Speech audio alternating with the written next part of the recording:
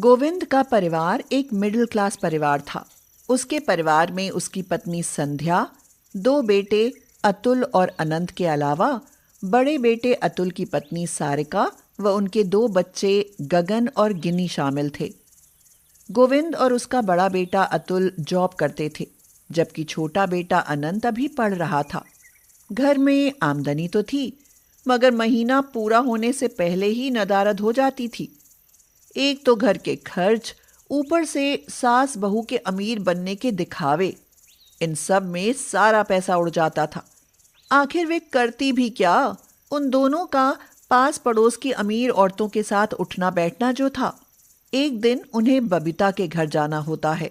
बहू, ओ सारिका बहू, बबीता की पार्टी में नहीं चलना क्या? चलना क्यों नहीं, चलना है माँ जी। जरा ढंग से तैयार तो होने दो। मम्मी, ये इतने सुंदर कपड़े पहनकर आप और दादी कहाँ जा रहे हैं? नहीं नहीं बेटा, बस एक छोटी सी पार्टी में जाना है। हमें भी साथ ले चलो ना। नहीं बेटा, वहाँ बच्चों का काम नहीं है, हम जल्दी ही लौट आएंगी, तब तक तुम घर पर ही रहना। ठीक है दादी। संध्या और सारिका दोनों सास बहू खुद को तो अमीर दिखाने की कोशिश बहुत करती थी, मगर घर की तरफ किसी का ध्यान नहीं जाता था। उनका घर बहुत पुराना था, न दीवारों पर प्लास्टर बचा था और न खिड़की दरवाजों पर कोई रंग। गरीब का टूटा फूटा झोपड़ा सा दिखता था घर। इसीलिए तो संध्या और सारिका दोनों किसी को भी घर बुलाने से डरती रहती थी। उस दिन भी यही हुआ। वे बबीता की पार्टी में जाती हैं तो उसकी कुछ सहेलियां कहने लगी, संध्या बहन, इस बबीता का घर तो बहुत सुंदर है, तुम्हारा घर भी ऐसा ही सुंदर होगा ना? हाँ हाँ, बहुत सुंदर है। फिर तो हम एक दिन तुम्हारे घर आती हैं, इस बहाने तुम्हारा घर भी देख लेंगी और गपशप भी कर लेंगी। नहीं नहीं, अभी आप हमारे घर नहीं आ सकती। पर क्यों बेटी सारिका? वो इसलिए आंटी, क्योंकि अभी हम कुछ दिनों के लिए पहाड़ों पर घूमने जा रहे हैं। बच्चों की छुट्टियां जो पड़ गई हैं। तो ठीक है, अब नहीं तो फिर कभी सही, पर आएंगे जरूर। हाँ हाँ, जरूर आना। यह कहकर संध्या और सारिका अपने घर लौट आती हैं।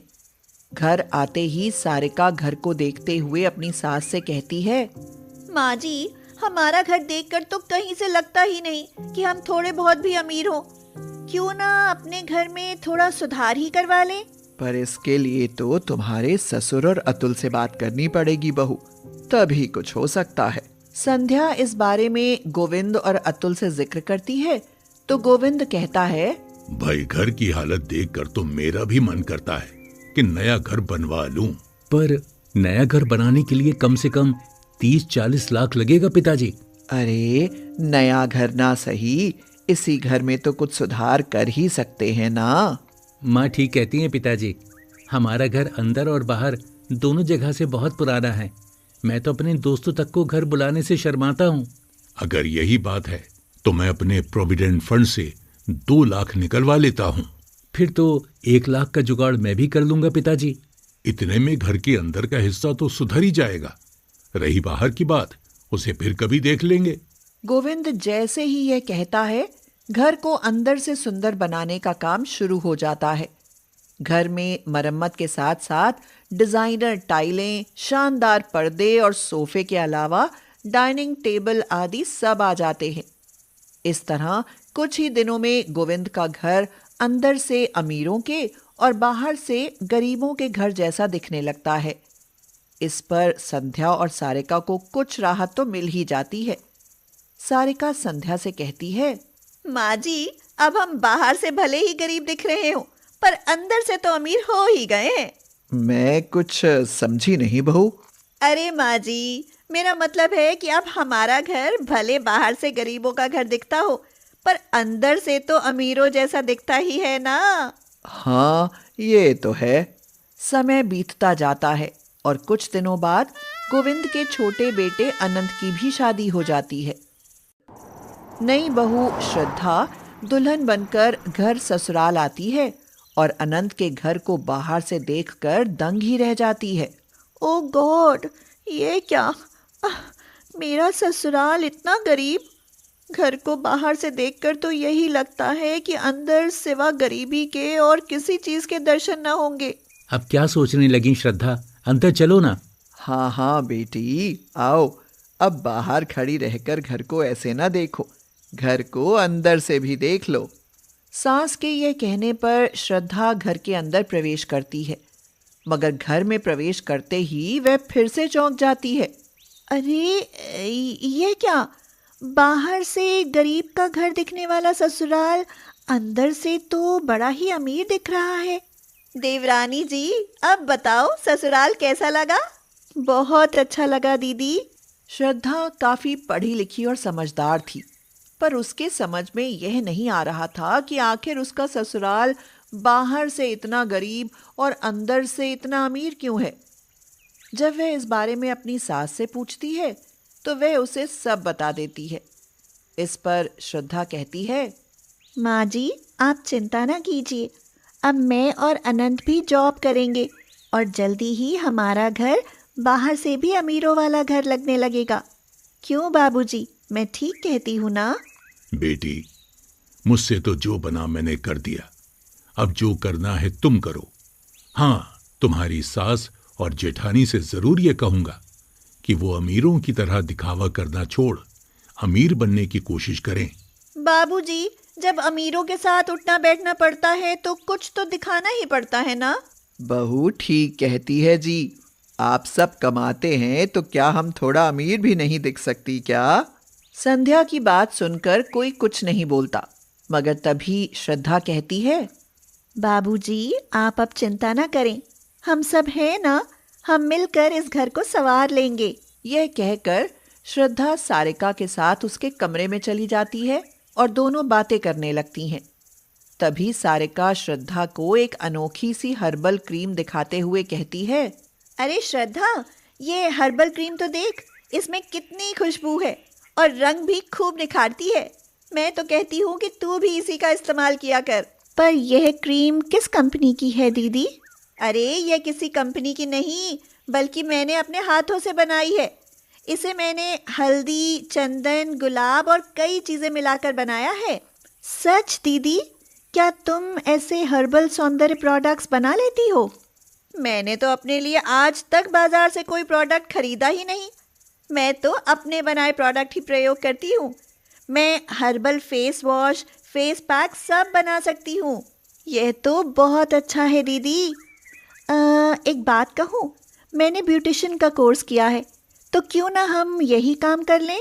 तभी वहाँ संध्या आ जाती है और उन दोनों की बातें सुनकर कहती है, पर इसके लिए तो ब्यूटी पार्लर खोलना पड़ेगा ना? अरे नहीं नहीं माँ जी, यह काम तो हम सोशल मीडिया पर अपना प्रचार करके भी कर सकते हैं। फिर तो देर न करो, दोनों ब्यूटिशियन बन ही जाओ। संध्या के यह कहने पर सारिका और श्रद्धा सोशल मीडिया के जरिए ब्यूटिशियन का काम शुरू कर देती हैं और उनका काम चलने लगता है। सारिका देशी सौंदर्य प्रोडक्ट्स बनाती है और श्रद्धा उन्हें महिलाओं को बेचती और उनका मेकअप करती। उनका काम सबको बहुत पसंद आता है और धीरे धीरे उनका काम चल निकलता है। अच्छी आमदनी होने लगती है तो श्रद्धा सारिका से कहती है, दीदी, आपके सौंदर्य प्रोडक्ट्स तो कमाल कर रहे हैं, क्यों ना अब हम ब्यूटी पार्लर खोल लें? खूब चलेगा, देखना। जैसी तेरी मर्जी श्रद्धा। बस सारिका का यह कहना था कि श्रद्धा ब्यूटी पार्लर खोल लेती है और उनका ब्यूटी पार्लर और ब्यूटी प्रोडक्ट्स सब चल निकलते हैं। फिर तो कमाल ही हो जाता है। सारिका के बनाए हर्बल प्रोडक्ट्स इतने मशहूर हो जाते हैं कि उनकी हर्बल सौंदर्य प्रोडक्ट्स की खुद की कंपनी ही बन जाती है और वे इतने अमीर हो जाते हैं कि श्रद्धा का बाहर से गरीब दिखने वाला ससुराल बाहर और अंदर दोनों जगह से अमीर दिखने लगता है। अब मुझसे काम नहीं होता बिटिया, ना आंखों से दिखाई देता है और ना पराठा बनता है। ग्राहक बिना खाए लौट जाते हैं। अब आपको तकलीफ उठाने की कोई जरूरत नहीं दद्दू, कल से पराठे बेचने का काम मैं करूंगी। मगर बिटिया, फिर तेरी पढ़ाई लिखाई का क्या होगा? उसकी चिंता ना कीजिए दद्दू, वह भी चलती रहेगी। घीसा बूढ़ा हो चुका था। घीसा के बुढ़ापे का एकमात्र सहारा तमन्ना थी। तमन्ना घीसा का अपना खून तो नहीं थी, मगर फिर भी उनमें दादा पोती जैसा नाता था। तमन्ना को घीसा ने ही पाला था। कुछ साल पहले घीसा एक रात काम से घर को लौट रहा था कि तभी सड़क किनारे झाड़ियों में से किसी नवजात बच्चे के रोने की आवाज सुनाई देती है। ये तो किसी बच्चे के रोने की आवाज है। यहाँ जंगल में इतनी रात को बच्चा कहाँ से आया? जाकर देखूं तो आखिर यहाँ बच्चा आया कहाँ से? यह कहकर घीसा झाड़ियों के पीछे जाता है तो देखता है कि वहां कपड़े में लिपटा एक बच्चा पड़ा था जो भूख से बिलख रहा था। घीसा बच्चे को गोद में उठा लेता है और कहता है, अरे ये तो बच्ची है। पता नहीं कौन निर्दयी माँ इसे यहाँ फेंक कर चली गई। घीसा बच्ची को लेकर गांव में चला आता है। घीसा बच्ची को पाकर बहुत खुश होता है, क्योंकि उसकी खुद की कोई औलाद तो थी ही नहीं। औलाद भी तो तभी होती जब उसकी शादी हुई होती। वह तो अकेला था, इसीलिए बच्ची को पाकर बहुत खुश था।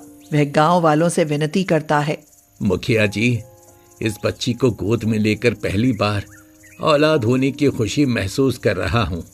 आप सब कहें तो इस बच्ची को मैं रख लूं। अरे भाई घीसा, अगर तुम अपनी बच्ची को पालने की जिम्मेदारी ढंग से निभा सको तो हमें कोई एतराज नहीं है। इसे तो मैं अपने प्राणों से ज्यादा प्यार करूंगा सरपंच जी। बस उसी दिन से तमन्ना उसकी जिंदगी में आ जाती है। तमन्ना कुछ बड़ी होती है तो वह उसे बापू की जगह दद्दू कहकर बुलाने लगती है। घीसा पराठे बेचने का काम करता था। तमन्ना के आने से तो उसकी जिंदगी ही बदल जाती है। वह पहले से अधिक मेहनत करने लगता है और तमन्ना को अच्छे स्कूल में भेजने लगता है। ये ले अपना टिफिन और मन लगाकर पढ़ा कर स्कूल में, समझी? वो तो मैं समझ गई दद्दू, पर पर मैं ही बुद्धू निकला। ये ले अपनी जेब खर्ची और अब स्कूल जा। समय बीतता जाता है और तमन्ना एक कक्षा से दूसरी कक्षा में पहुंचती जाती है। कुछ साल बाद वह 12वीं पास कर लेती है। दद्दू, मैंने 12वीं पास कर ली, अब कॉलेज पास करूंगी और फिर बड़ी सरकारी अफसर बनूंगी। क्या सच में ऐसा हो सकता है बिटिया? क्या कोई गरीब भी सरकारी अफसर बन सकता है? हाँ, बन सकता है दद्दू। तेरी बेटी बनकर दिखाएगी ना। उस दिन घीसा बहुत खुश होता है, मगर बहुत जल्दी ही उसकी यह खुशी छीनती नजर आने लगती है। वह बूढ़ा हो चलता है और बीमार भी रहने लगता है। उससे पराठे बनाने का काम नहीं हो पाता। पराठे बनाते बनाते उम्र बीत गई। अरे अब तो बूढ़ा हो चला हूँ, मुझसे पराठे नहीं बन पाते। लगता है तमन्ना का बड़ा सरकारी अफसर बनने का सपना ही रह जाएगा। जब घीसा से काम बिल्कुल ही नहीं हो पाता तो मजबूरी में तमन्ना को ही यह काम करने का फैसला करना पड़ता है। दद्दू, कल से पराठे बेचने का काम मैं करूंगी। अब से आप घर पर आराम करेंगे। तू काम अच्छे से कर लेगी बिटिया, ये तो मुझे भरोसा है। पर इससे तेरी पढ़ाई तो छूट जाएगी ना। मैं भी कितना बेनसीब हूँ, तेरी पढ़ाई पूरी होने से पहले ही खाट पर बैठ गया। दद्दू, आप मेरी पढ़ाई की चिंता छोड़ आराम कीजिए। काम नहीं करूंगी तो खाने तक के लाले पड़ जाएंगे। हाँ, ये तो है। अगले ही दिन से घीसा का पराठे का काम तमन्ना करने लगती है। जाड़े के दिन चल रहे थे, इसलिए तमन्ना सोचती है, सर्दियों में तो मेथी के पराठे खाने का आनंद ही और है। क्यों ना मेथी के पराठे बनाकर बेचूं? मैं तो बहुत अच्छे मेथी पराठे बना लेती हूँ। यही विचार करके तमन्ना मेथी पराठे बनाने लगती है। तमन्ना पढ़ी लिखी और समझदार थी, इसीलिए वह पराठे बनाने की अपनी एक नई रेसिपी बनाती है और मेथी पराठे को मसालेदार दही, रायते और टमाटर की तीखी चटनी के साथ परोसती है। तमन्ना के मेथी पराठे लोगों को बहुत पसंद आते हैं। अरे वाह वाह, आप तो गजब के मेथी पराठे बनाती हैं। खाकर सचमुच मजा आ गया। बिटिया, तेरी मेथी पराठे के साथ साथ तेरी मसाले वाली दही, रायते और टमाटर की तीखी चटनी का भी जवाब नहीं। बहुत स्वादिष्ट बनाती हो। सिर्फ स्वादिष्ट नहीं काकी, पौष्टिक भी बनाती हूँ। मैं पराठे बनाने में ऐसी चीज़ों का इस्तेमाल करती हूँ जिनसे पराठे तो स्वादिष्ट बनते ही हैं, सेहत भी बेहतर बनती है। पराठे बनाकर घर चलाने के चक्कर में भले ही तमन्ना को कुछ दिनों के लिए पढ़ाई छोड़नी पड़ी थी, मगर उसने हिम्मत नहीं हारी थी। अब वह कॉलेज आकर तो पढ़ नहीं पाती थी, इसीलिए काम करने के साथ साथ घर पर ही पढ़ाई करती थी। दिन में काम करती और रात में पढ़ती। भली गरीब लड़की की तरह रहती और घीसा की बेटी होकर भी उसकी माँ की तरह ख्याल रखती। उसे नहलाती धुलाती, कपड़े पहनाती, सिर में तेल मलती और अपने हाथों से खाना खिलाती। गांव में सबसे आदर सम्मान से बात करती। उसका यह रूप देख गांव के समझदार लोग उसकी बड़ाई करते न थकते। बेटी हो तो तमन्ना जैसी, देखो तो कितनी संस्कारी है। मैं तो कहूँ देवी का रूप है यह लड़की। ठीक कहती हो बहन, ऐसी नेक और मेहनती बेटी पाकर गरीब घीसा का तो जन्म ही सुधर गया। तमन्ना जिस घर की बहू बनेगी उसका तो भाग्य ही खुल जाएगा। तमन्ना पूरी मेहनत और लगन से पराठे बनाकर बेचती और घर की सब जिम्मेदारियां निभाते हुए खूब पढ़ती। ना कोई ऐब और ना कोई शौक। जो भी उसे देखता वही उसे अपने घर की बहू बनाने की सोचता। कुछ ही दिनों में तमन्ना के लिए बड़े बड़े घरों से रिश्ते आने लगे। एक दिन गांव का मुखिया अर्जुन सिंह घीसा से कहता है, अरे भाई घीसा, बेटी बिहाने लायक हो गई है, बिहा दो, मैं उसे अपने घर की बहू बनाने को तैयार हूँ। मुखिया जी, ऐसा क्या है मेरी बेटी में जो आप उसे अपने बेटे के लिए पसंद कर रहे हैं? तेरी बेटी तो खरा हीरा है घीसा, हजारों में नहीं लाखों में एक है। पर मैं अभी शादी नहीं कर सकती मुखिया काका, मुझे पहले अपने जीवन का लक्ष्य पूरा करना है। ठीक है बेटी, तुम्हारी यही इच्छा तो जरूर पूरी करो, पर एक विनती है, मेरी बात को भूल मत जाना। समय बीतता जाता है और तमन्ना का मेथी पराठे का काम और उसकी पढ़ाई सब ठीक ठाक चल रहा था, मगर फिर अचानक ही घीसा बीमार पड़ जाता है और उसके इलाज के लिए तमन्ना को मुखिया से कर्ज लेना पड़ता है। मुखिया काका, मैं 1 साल में आपका सारा कर्ज ब्याज सहित चुका दूंगी। बेटी, ब्याज की तो बात ही मत करो, ब्याज तो मैं तुमसे लूंगा ही नहीं। मैं तो तुम्हें अपनी बेटी समझकर पैसा दे रहा हूँ। पर पैसा लौटाना तो बेटी का भी फर्ज है ना मुखिया काका।